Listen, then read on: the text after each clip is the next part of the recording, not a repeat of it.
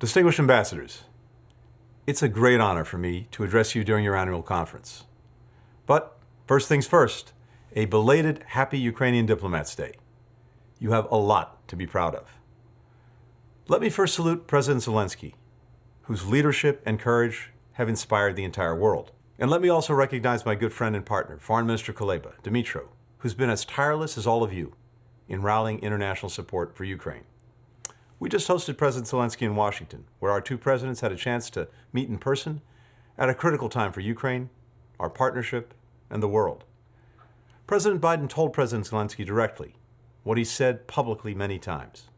The United States is with Ukraine, will continue to be with you for as long as it takes.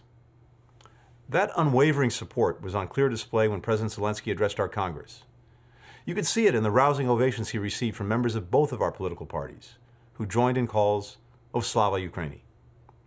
As a result of President Zelensky's visit and the work that all of you are doing, our relationship is stronger than ever, and more support is on the way.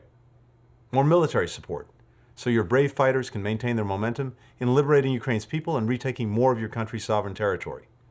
More air defenses, so you can protect your civilians against President Putin's savage attempts to plunge them into cold and darkness. More economic support, so your government can continue to provide basic services for the Ukrainian people. More humanitarian support for the millions of Ukrainians who've been forced from their homes by Russian aggression. You have our pledge for more diplomatic support as well. You all serve Ukraine around the world, and I want you to know this.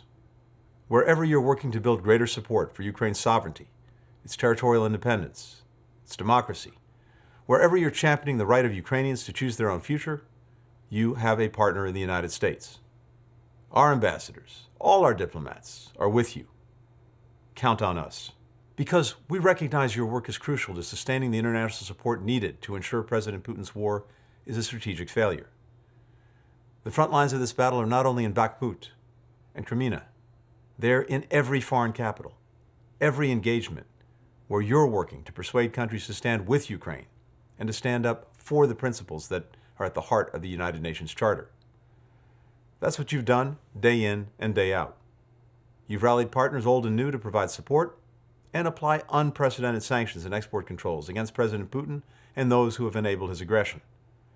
You've led a counteroffensive of truth against Russian misinformation and disinformation. You persuaded countries to welcome millions of displaced Ukrainians and to provide them with access to education, healthcare, the opportunity to work so that they can continue to lead lives of dignity and purpose as they await the ability to come home. I've seen the difference these efforts make here in Washington, in the relentless and effective work of Ambassador Markarova. I've seen Dmytro do the same at the G7, at NATO, in the UN Security Council, the Human Rights Council, and so many other places. And you're achieving all of this under extremely difficult, and, as the recent attack in Madrid demonstrated, dangerous circumstances. You've endured threats, intimidation, harassment. You haven't given up. You've worked harder. You've endured personal hardships too. You've seen your hometowns and cities destroyed by Russian missiles. You've seen friends and loved ones killed or wounded. You're apart from family members in Ukraine, worrying about their safety. Still, you persist. You deliver for your nation. You deliver for your people. Because of your efforts, Ukraine has stronger alliances and partnerships around the globe, and the world is better off for it. Standing at the White House with President Biden, President Zelensky was asked what his wish was for the American people. Peace, he said, and the ability to see our children grow up in a world without war or violence, so that they can play and learn and realize their full potential. Today, as we prepare to start a new year, I wish the same for you and your children. And I want you to know that America will continue to stand by you, wherever you serve, to realize that just and durable peace. A return to a world where Ukrainian children can live without fear and realize their full potential. Slava Ukraini! Glory to Ukraine's brave diplomats.